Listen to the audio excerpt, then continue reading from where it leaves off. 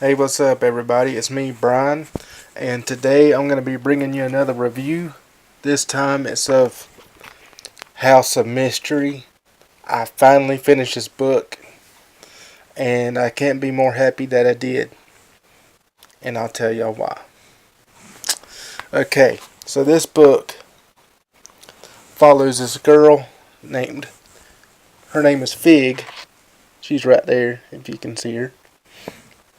I'll show you a bigger picture. Anyway, you got Fig, so you got Harry, you got Anne right there.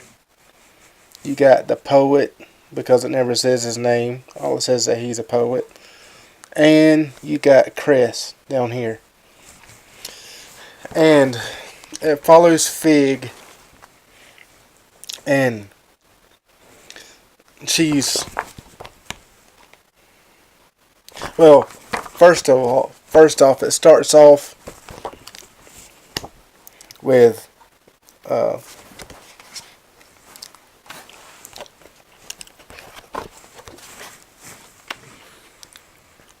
see, where's it at? Right here. It starts off with Cain, who is presumably talking to his dead brother Abel, which I thought was cool. Put a little Bible history in there. Um, you find out that Cain killed his brother, of course, only to find out that when Cain goes back outside to go home, that his house is missing. It's actually on this side. There we go. So that starts off the book, and then it goes to Fig, who is being chased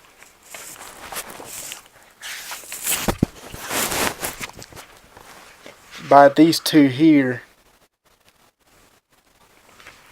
who are,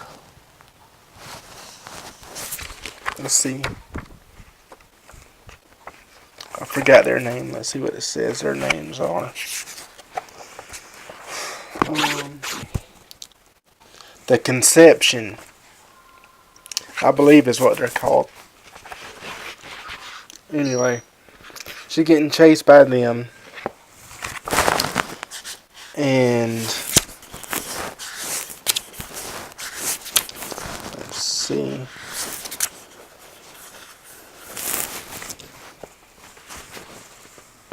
Right into the House of Mystery, where she meets the rest of the cast, Harry and Chris and the poet and all them. Anyway, I don't know if this is a retelling of the original set or if this is a new story altogether, because I wasn't in the comics when the first series was out, so this could just be a repackaging of the originals. Get a swallow of water here real quick.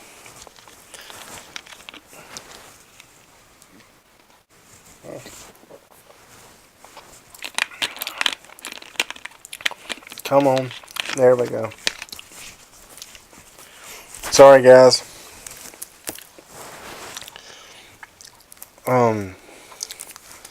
So, product placement. No, I'm joking. If y'all have tried these are awesome. Anyway, back to the review. Sorry about that. Lost track. But anyway, they are trapped in the house and can't get out except for when the what's his name?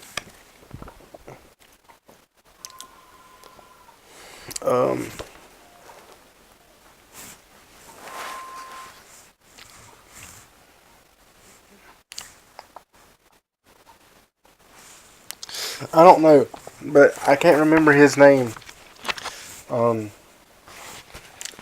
This guy here, or she, I just assumed it was a guy. I can't remember his name, but until he lets them out. And anyway, they're trapped in there and they're always bored. So they tell different stories um, to lower the bar tab that they got. Sorry, guys. But the different stories is each done by a different writer and artist. As you can see here, this is the main story art, and here is some of the art for a story called In Too Deep by Bill Willingham, and Jill Thompson was the artist on this one. But the actual artists and writers are Matthew Sturgis and Bill Willingham, and Luca Rossi. Luca Rossi is the main artist, which I love the art in the main story because you can really get. Rossi has a way of detailing the faces to make them almost look lifelike. That expression right there is just priceless. You get a sense of real emotion from these characters, which I guess in a sense has the same amounts due to the writing and the art. So however you want to look at that. Anyway, if you followed me on Twitter any this past week, you know that it was a struggle for me to get through this book. And the main reason for that is just the way the trade's put together. Like, I like to be able to take and read an issue of a trade and put it down and come back to it, in an hour, 2 hours, or possibly the next day or next few days. But this book, I felt like I couldn't do that just for the simple fact of, like, right here, you got what looks to be the beginning of book 2. Or, yeah, part 2 of the story. Just to flip over to find the beginning of story 3. But I don't know if I just didn't catch on in the beginning, but it took to like the last issue for me to find out that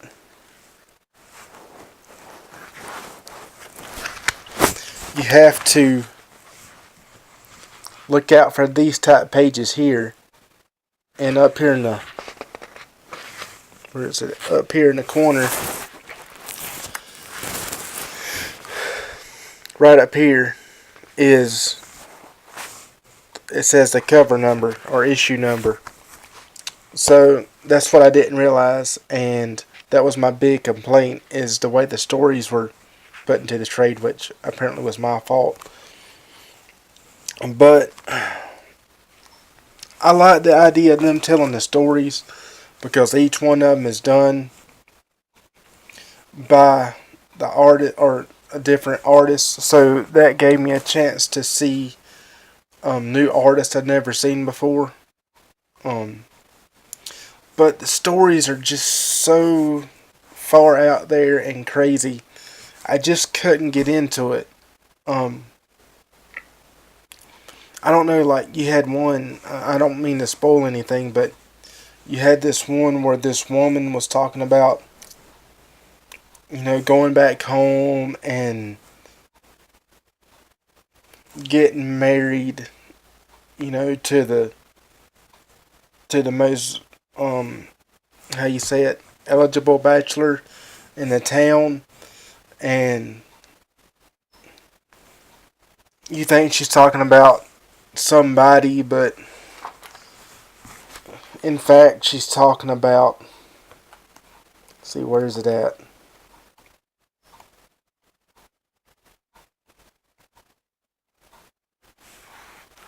Here it is. What side is it? This side. Mating with cockroaches. I don't know if the cockroaches were disguised as humans or if they put some kind of trance on her to make her see them as humans. But she ends up getting pregnant that night and having the babies bust out of her back. And I guess this is somewhat of a spoiler here, but it ain't too big a one. You see her sitting at the bar right here, and she has no back, and her food's falling into the bucket. And it's that kind of stuff that just made me want to put the book down. I don't know. The writing's good. I'm not bashing the writing or anything. It's just crazy, I don't know if that's supposed to been like her making up a story or if it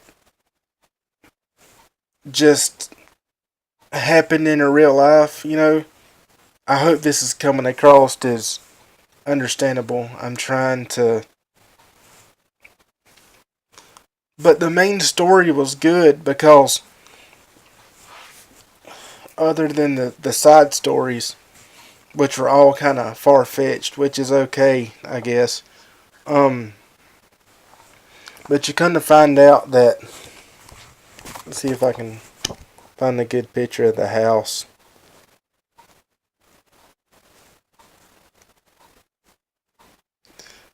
Come on, Brian, don't like dead silence.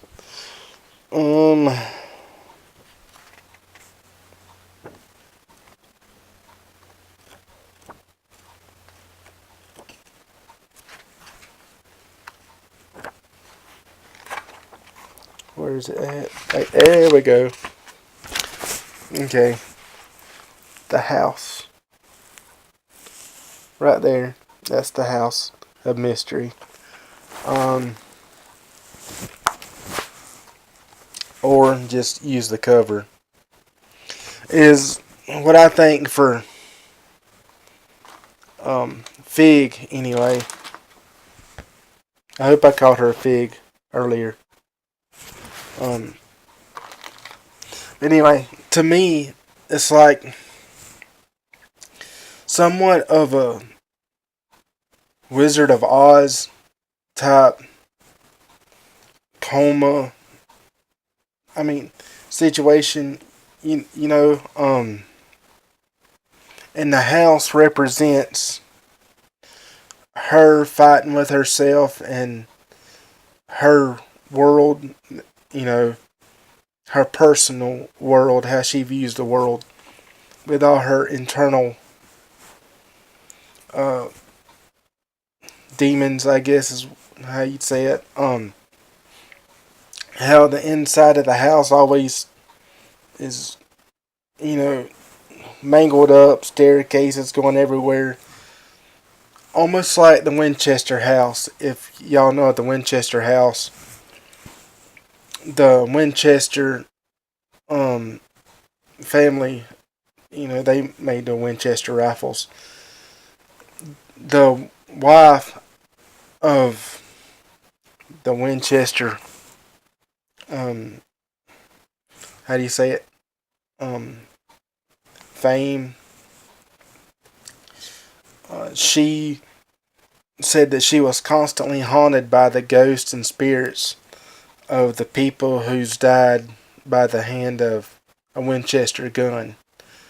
And so she built these all kind of staircases that lead up to nowhere. They stop at the roof and all this stuff to confuse these ghosts, which I know I'm getting off track again, but that's what it made me think of.